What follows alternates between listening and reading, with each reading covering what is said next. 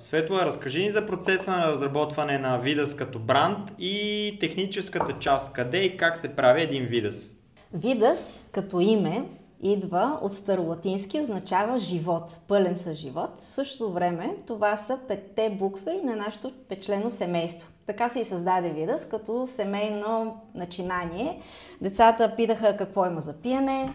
Всяка вечер ние нямахме нищо, освен вода в този хладилник, защото внимаваме какво ядат и ние какво ядем. И така се роди идеята, така се роди бранда. След което какво направихме оттам нататък? Намерихме производители на билки, на билкови екстракти, които ни правят в България билките.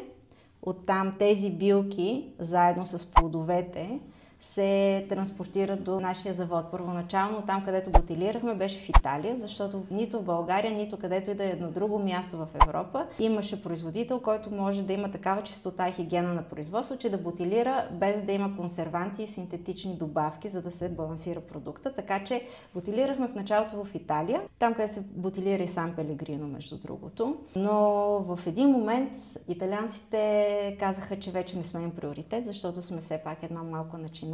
Свърши пандемията, техните обеми се вдинаха и те ни духнаха под опашката и казаха: сори, ама не може да бутилирате вече при нас. И така в един момент аз се оказах в ситуация, в която трябваше да намеря къде да бутилираме. Запретнах ръкави и намерих едно прекрасно местенце, където и до ден днешен си бутилираме всичко. Това си е наше предприятие в полите на Рила. Там бутилираме напълно чистите ни продукти. Уникалността на това местенце, където сега бутилираме, е, че то, освен че е в полите на Рила, на планината и е безкрайно чист въздуха и в цялото производство, водата взимаме от недрата на такава дълбочина, че тя е абсолютно феноменална. Тя се добива на 625 метра дълбочина, което го няма дори в най-изисканите извори и бутилиращи предприятия в Европа за вода.